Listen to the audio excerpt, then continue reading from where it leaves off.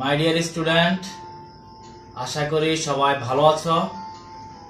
বিশ্বব্যাপী মহামারী করোনায় বিপর্যস্ত, তোমাদের পাঠদান কার্যক্রম বন্ধ। তো এই সময়ে আমরা চেষ্টা করতেছি দূরশিক্ষণের মাধ্যমে তোমাদেরকে কিছুটা হলেও এগিয়ে নেওয়ার জন্য। তো আমি আজকে ঠিক ব্যতিক্রমী একটি বিষয় নিয়ে হাজির হয়েছি। আমি আলমগীর হোসেন মজুমদার এমএসসি। আজকে আমি আমার যেহেতু বিষয় গণিত, তো গণিত বিষয়টি আসলে একটু অন্যরকম। আর জেনারেল ম্যাথ অথচ হায়ার ম্যাথ যদিও একটু কঠিন, কিন্তু হায়ার ম্যাথে ছেলেমেয়েরা খুব ভালো করতেছে, কিন্তু জেনারেল ম্যাথে অনেক সময় আসলে নাম্বার ম্যাক্সিমাম নাম্বার কাউন্ট করা যায় না। আমার ব্যক্তিগত অভিজ্ঞতা, আমার শিক্ষাগত জীবনের অভিজ্ঞতায় আমি দেখছি আমার প্রতিষ্ঠানের গত ৩-৪ বছরের যে রেকর্ড, জেনারেল ম্যাথে এ প্লাস নেই বললেই চলে আমার প্রতিষ্ঠানে। আর আমরা আজকে এই একটু বিষয় নিয়ে একটু আলোচনা করার চেষ্টা করব। অবশ্যই ভিডিওটি না টেনে শেষ পর্যন্ত দেখে যাবে। আমি অবশ্যই গুরুত্বপূর্ণ কথাগুলো বলার চেষ্টা করব, প্রতিটি কথাই আমার তোমার জন্য প্রয়োজনীয় হবে। তো দেখো, আমরা আসলে কুমিল্লা বোর্ড 2021 সালের এসএসসি পরীক্ষা নিয়ে কথা বলবো। তো আমাদের কুমিল্লার সাথে ঢাকার যেই আসলে ব্যবধান, বিশাল ব্যবধান। ওখানে যদি এ প্লাস 30,000 পায়, কুমিল্লাতে 5,000, মানে বিশাল ব্যবধান। হোক সেটা রাজধানী শহর, কিন্তু এতটা ব্যবধান হওয়ার কথা নয়। তো দেখো, আমি আসলে সামান্য একটু আলোচনা করব বিষয় গণিত। দেখো, আসলে এ প্লাস পাওয়ার জন্য করণীয় কি, আমি প্রথমে বলে নিই। আমাদের যে বিষয়টি গণিত, এটিকে আমরা কিছুটা অবহেলার চোখে দেখি। যারা আমরা বিশেষ করে সায়েন্সে যারা পড়ি, আমরা এটিকে মানে এতটা গুরুত্ব দিই না। আমি যখন ফিজিক্স, কেমিস্ট্রি, ইংরেজি বা হায়ার ম্যাথ ওগুলো নিয়ে আসলে আমি অনেক সময় ব্যয় করি, জেনারেল ম্যাথ নিয়ে আসলে এত সময় ব্যয় করি না। এই জন্য পরীক্ষার হলে দেখা গেছে যে এই বিষয়টি আসলে আমার জন্য খুবই মানে ঝুঁকিপূর্ণ হয়ে যায়। এটাতে 90%, 95% নাম্বার পাওয়া, আমি মনে করি এটাতে 95% নাম্বার পাওয়া কোনো ব্যাপারই নয়। তো প্রতি বছরেই এই গণিত পরীক্ষার দিনেই আমাদের যে সেন্টার 14 গ্রাম বা সারা বাংলাদেশের যে হলগুলো আছে, এই হলগুলোতে আসলে ভিন্ন রকম একটা পরিস্থিতি তৈরি হয়। আমি এই বছর অভিজ্ঞতা বলি, আমাদের অন্ততপক্ষে 8-10 জন শিক্ষার্থীর পেপার নিয়ে গেছে। বোর্ডের লোকজন ছিল 3 ঘন্টা টানা। তো ওরা পেপার নিয়ে প্রায় 1 ঘন্টা 1.5 ঘন্টা পর্যন্ত রেখে দিছে। এটা যদি হয়ে যায় তাহলে তো পরীক্ষা আর কিভাবে দিবে সে। তো দেখো, আমরা একটু আসলে কথা বলি। আমরা এটাকে 4টি পার্টে ভাগ করি আমরা সিলেবাসটিকে। বীজগণিত, প্রথমে বীজগণিত নিয়ে কথা বলবো। 2021 সালের পরীক্ষার্থীদের জন্য বীজগণিতের অধ্যায় 1, 2, 3, 4 এবং 13 মোস্ট ইম্পর্টেন্ট, তোমরা লিখে নাও 13 এবং 3। এই দুটি থেকে আশা করি আমি 2টি প্রশ্নই থাকবে। তারপরে 1 তেমন বেশি কোনো ঝামেলা নেই। আমরা এখানে যে সংখ্যা, বাস্তব সংখ্যার যে ক্লাসিফিকেশন আছে, আমাদের যে পূর্ণপরিক দশমিক ভগ্নাংশ আছে, এগুলো যোগ বিয়োগ গুণ ভাগ আমরা শিখবো। এরপরে যে আমাদের যে √2 অমূলদ সংখ্যা, এরকম একটি প্রবলেম আছে, √2 অমূলদ সংখ্যা প্রমাণ করো, √3 অমূলদ সংখ্যা এটি প্রমাণ করো।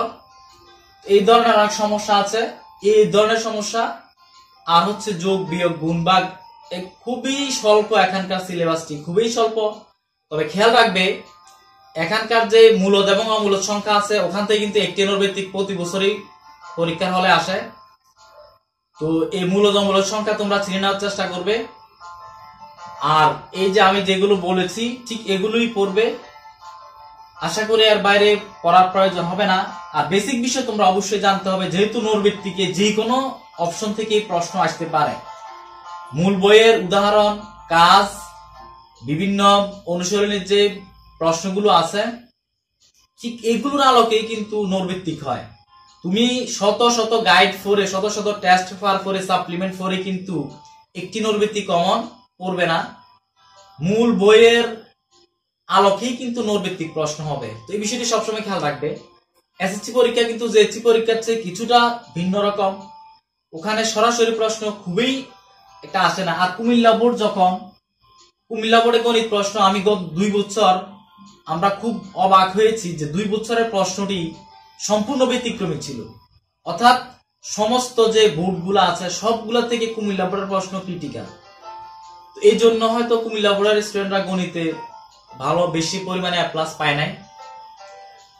আর দ্বিতীয় অধ্যায় সেট ফাংশন থেকে গত বছর প্রশ্ন এসেছে, এবছর নাও হতে পারে, তবে সেট মান নির্ণয় দুটি মিলে একটি প্রশ্ন হবে আমি বলবো। আর বাকি রইল চতুর্থ অধ্যায়। চতুর্থ অধ্যায় থেকে কুমিল্লা বোর্ডে এই পর্যন্ত কখনো প্রশ্ন আসেনি, তবে 2018 সালে সম্মিলিত সকল বোর্ডে একই প্রশ্ন হয়েছিল।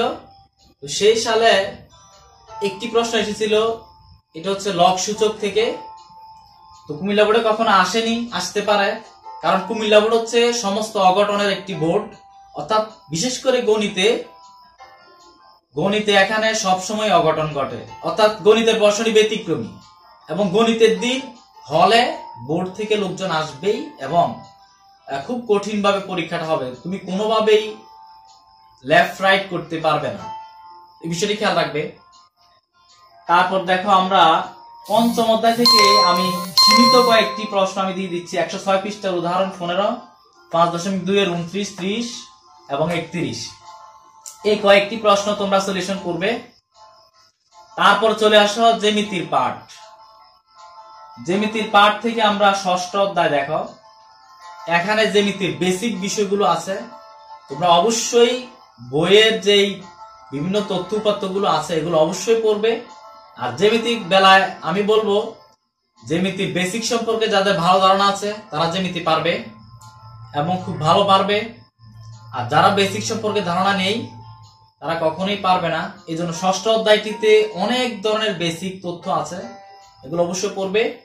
তারপর দেখো আমি সংক্ষিপ্ত পরিসরে আমি এটা দেওয়ার চেষ্টা করেছি। 6.2 এর 19-20 দুটি প্রশ্ন সৃজনশীল, Dhaka board 19, Comilla board 15, Rajshahi board 19।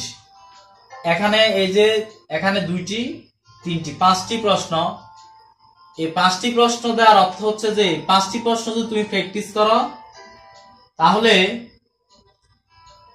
এই বোর্ড সংক্রান্ত যত প্রশ্ন আসবে সবগুলোই কিন্তু তুমি পারবে। তো দেখো তাহলে আমরা 6.2 থেকে 19-20 এবং এই যে বোর্ডগুলো এগুলো প্র্যাকটিস করব। এগুলো প্র্যাকটিস করলে দেখবা যে অন্য যে কোনো সমস্যা চলে আসবে সেটা তুমি পারবে। আর এগুলো করার পরে তুমি সাপ্লিমেন্ট বা টেস্ট পেপার থেকে এই ধরনের যত প্রশ্ন আছে অর্থাৎ এই উপপাদ্যগুলোকে অন্তর্ভুক্ত করে যতগুলো সৃজনশীল আছে এগুলো প্র্যাকটিস করার চেষ্টা করবে, because practice is maximum perfect. যত প্র্যাকটিস করবে গণিত বিষয়টি ততই তোমার কাছে সহজ এবং সাবলীল মনে হবে, ততই তুমি হলে ভালো পারফরমেন্স করতে পারবে। তো দেখো আমি ষষ্ঠ অধ্যায় পর্যন্ত গেলাম।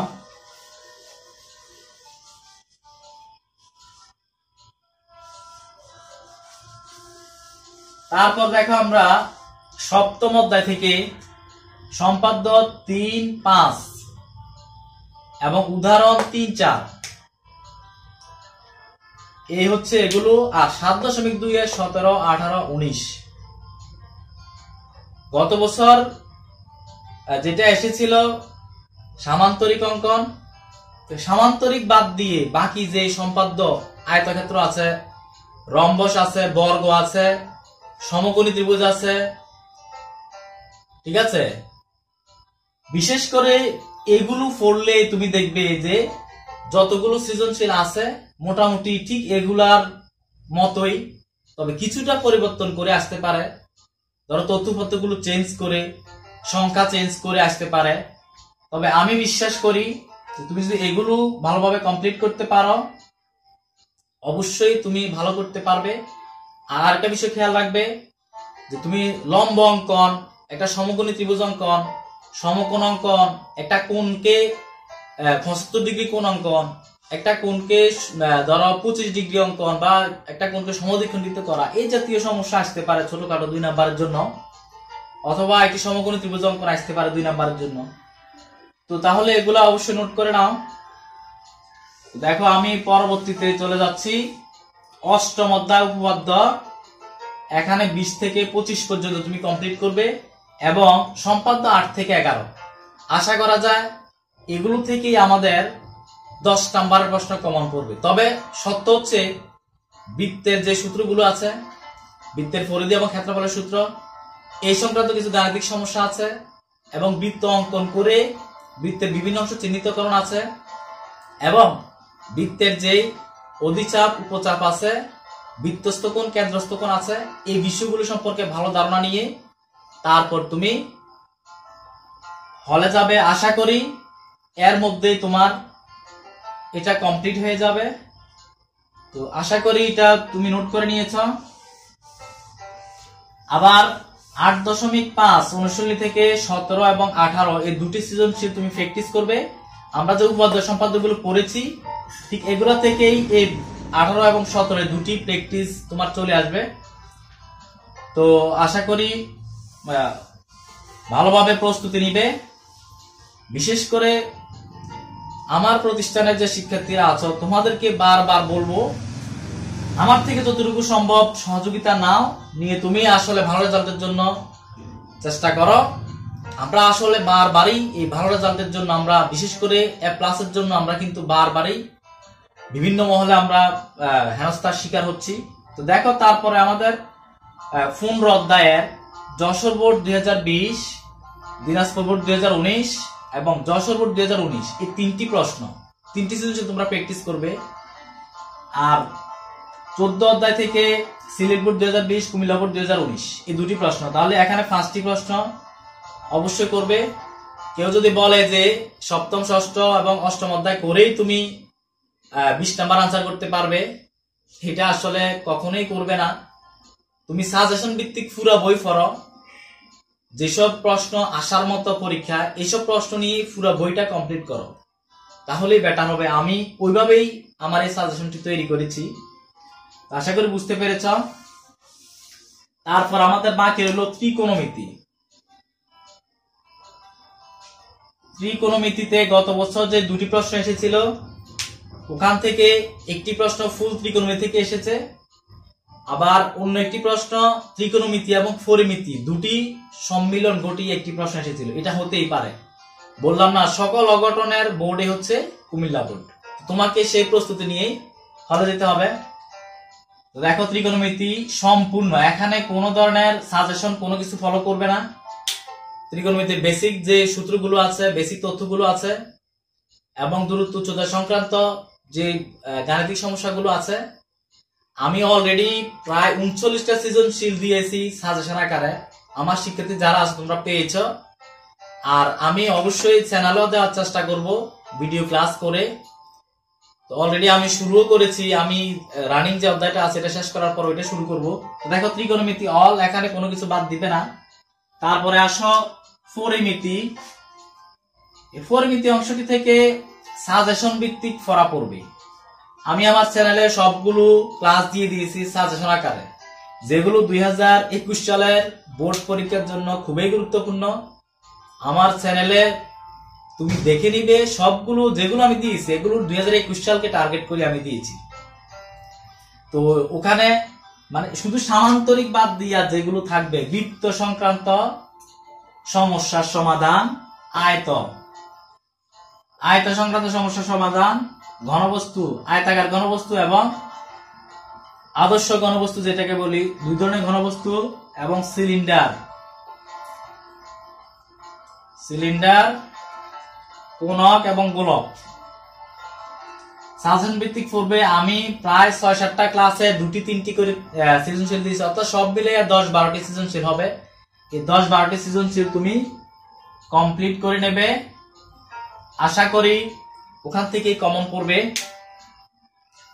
তো দেখো সর্বসাকুল্যে বলবো যে তোমরা যারা এখনো প্রস্তুতির জন্য, ধরো প্রতিষ্ঠান বন্ধ, তোমরা এখনো যারা প্রস্তুতি নিচ্ছ না, এখনো যারা হেলায় ফেলায় সময়গুলা ব্যয় করতেছো, তোমাদের ধরো এখন যদি মার্চেও পরীক্ষা হয় তাহলে ধরলাম তোমাদের এখন 7 থেকে 8 মাস বাকি আছে। এই 7-8 মাসকে তোমাদেরকে বারবার বলবো, এই 7-8 মাসকে তুমি তোমার জীবনের মানে সবকিছু, তোমার এই 7 মাসে তোমার সবকিছু চেঞ্জ হতে পারে। তুমি একটা A+ পাবে মানে তোমার জীবনে সবকিছু চেঞ্জ হয়ে যাবে, তোমার জীবনে সবকিছু চেঞ্জ হয়ে যাবে। একেবারে আমি কঠোরভাবে নির্দেশনা দেব, তোমরা এই 7 মাসকে মানে জীবন বদলানোর একটা মিশন নিয়ে তোমরা নেমে যাও, আর একটা মিনিটও তুমি লেট করো না। তো দেখো, আমি বলবো যে একটি সাপ্লিমেন্ট বাজারে আসছে, তোমাদের টেস্ট পরীক্ষা হতে হতে আরো কমপক্ষে 3 থেকে 4 মাস। ওই সাপ্লিমেন্ট যদি তুমি নিয়ে ওইটাকে প্র্যাকটিস করো, ওখানে 2020 সালের কোশ্চেন গুলো দেওয়া আছে। আমি অলরেডি ধাপে ধাপে 2020 সালের কোশ্চেন গুলো আমাদের চ্যানেলে দিয়ে দিচ্ছি। তোমরা যদি রেগুলার চ্যানেলে থাকো তাহলে অবশ্যই পেয়ে যাবে। আমি টেস্ট পরীক্ষার আগেই 2020 সালের কোশ্চেন, সকল বোর্ডের কোশ্চেনে আমি সলিউশন করিয়ে দেব, এবং বিভিন্ন ক্যাডেট কলেজ এবং বিভিন্ন বড় বড় স্কুলগুলা, ঢাকা এবং চট্টগ্রামের স্কুলগুলার যে কোশ্চেন, এগুলো আমি সলিউশন করাবো ধাপে ধাপে। আমি মূলত এসএসসি পরীক্ষার প্রস্তুতি হিসাবে দিচ্ছি, বিশেষ করে কুমিল্লা বোর্ডকে টার্গেট করেছি। আমি চ্যালেঞ্জ হিসেবে নিয়েছিলাম এই বছরটাকে, যে আমাদের ছেলেমেয়েরা গণিতে A+ পায় না কেন, জেনারেল ম্যাথে A+ পায় না কেন, কিন্তু বিধিবাম আল্লাহর ইচ্ছা পৃথিবীব্যাপী আজকে দেখো কি অবস্থা, প্রতিষ্ঠান বন্ধ, তাদের কাছে গিয়ে কোনো কিছু করার সুযোগ নাই। এই জন্য দূরে থেকে তাদের জন্য কিছু করার চেষ্টা করতেছি। তো তোমাদেরকে বারবার বলবো, নির্দেশনা দেব, তোমরা অবশ্যই সঠিক নিয়মে পড়াশোনা করো। তো ভালো থেকো, দেখা হবে নতুন কোনো ক্লাসে। আল্লাহ হাফেজ।